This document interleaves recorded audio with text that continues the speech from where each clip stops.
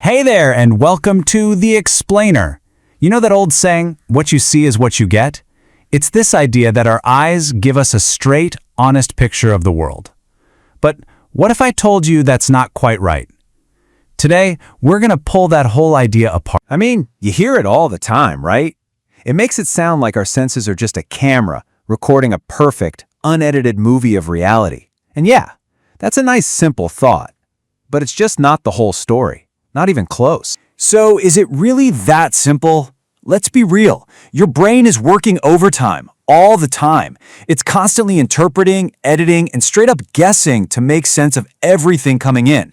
It's not a passive receiver, it's an active builder, which means what you think you're seeing might not be the whole truth. It's your brain, not just your eyes, doing all the hard work here. And that brings us to the real heart of it. The big takeaway is this. What you perceive is what you get. Your eyes, they're just the hardware feeding in raw, messy data. It's your mind that's the software, the thing that actually builds the picture you experience as reality. All right, let's dive into our first big idea then. We don't just see, we perceive. And what is perception? Well, think of it as this incredible, totally automatic process your brain runs 24/7. It takes this absolute chaos of information from your senses and somehow, magically, turns it into something that actually makes sense. Just think about it for a second. Without perception, your mom's face, it's just a bunch of lines, shapes, and weird shadows. But perception is what turns that into mom. It adds the love, the memories, all the meaning. Or, a smell is just a random chemical floating in the air until your brain goes, ah, that's toast, and not, uh-oh, that's a fire. Okay, so let's build on that. Because here's the kicker. Our perception isn't pure. It's not some perfectly clear, objective window to the world. Nope, it's getting pushed and pulled and biased all the time by a whole bunch of different things. Let me ask you something. If I were to show you a kind of ambiguous picture, but before I did, I asked you, what kind of bird do you see? What do you think you'd notice first? So, take a look. Because I said bird, you're probably seeing a duck, right? But now, what if I asked you, what kind of mammal do you see?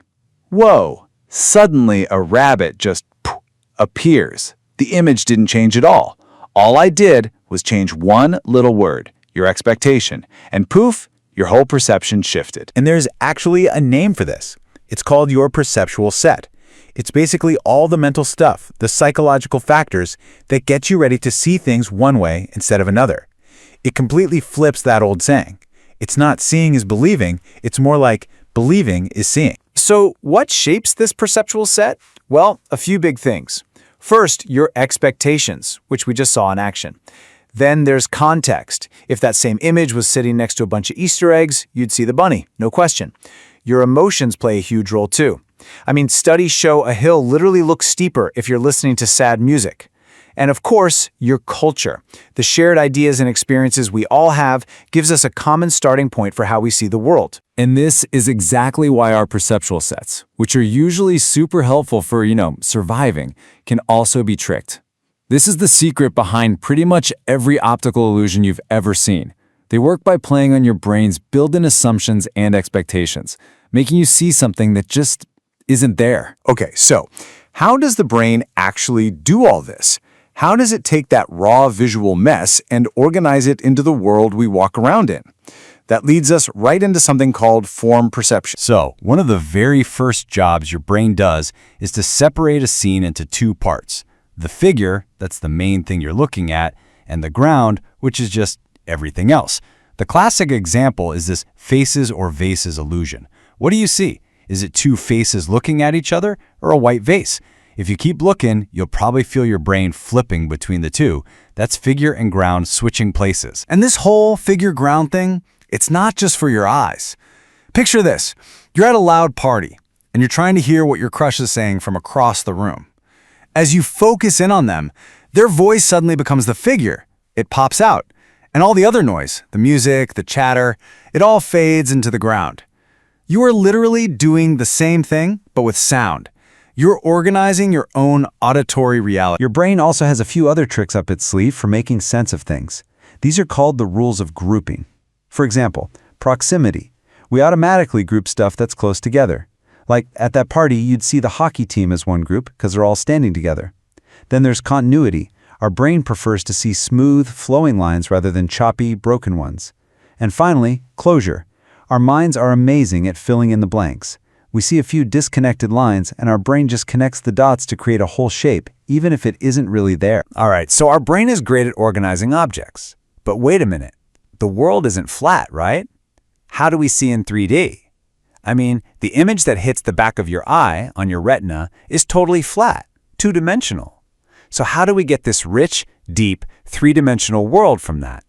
Let's check it out. Basically, we use two kinds of clues. First, there are binocular cues. Bi meaning two, so you need both eyes for these. Because your eyes are a couple of inches apart, they each get a slightly different view of the world. Your brain is smart enough to compare those two images to figure out how far away something is, and this works especially well for stuff that's close to you. For things way off in the distance, we switch to monocular cues, mono meaning one. You only need one eye for these to work. And you're using these monocular cues constantly, even if you don't realize it. Let's go back to that party. Relative size. You see what looks like a tiny chihuahua, but your brain knows it's probably a full-size dog that's just way in the back of the room. Interposition. Some big oaf steps in front of your crush, blocking your view. Well, your brain instantly knows that person is closer than your crush. Linear perspective. You look at the tiled floor, and the parallel lines seem to get closer and closer together as they go into the distance. And finally, texture gradient. Things far away, like the pattern on a distant rug, just look smoother and less detailed. Your brain uses all of that to build a 3D model of the room. Okay, let's pull all of this together. We've seen how our brains organize a scene, how they create shapes out of chaos, how they build a 3D world out of flat images. It all points to one pretty mind-blowing conclusion about the little architect working away inside your skull. Here's a great way to think about it. All of your senses, your eyes, ears, everything, they're just out there collecting the raw materials, the data. They're like a team of workers just dumping a massive, messy pile of Lego bricks onto the floor. No instructions, no order, just bricks. And your brain, well, your brain is the master builder. It steps in, looks at that chaotic pile of sensory Legos, and starts building. It skillfully snaps them all together to create the detailed, meaningful, and totally unique reality that you, and only you, get to experience. So let's recap the big stuff. The main thing to remember is your brain isn't a camera just passively recording what's out there. No way. It's an active constructor. Your personal reality is filtered through your unique perceptual set. It gets organized into figures and grounds, and it's built up into a 3D experience using this whole toolbox of depth cues. It's a full-on construction project. So in the end, you could say that what we call perception is really just a story. It's the story your mind tells itself after taking all that raw data, editing it, and piecing it together into a narrative that makes sense. A story that helps you make your way through the world. And that leaves us with one last massive question to chew on. If our senses, our beliefs, and this whole perceptual process all come together to literally build the reality that we experience, then what is that experience really? What is consciousness itself? That's a deep one, and a story for another explainer. Thanks for joining me.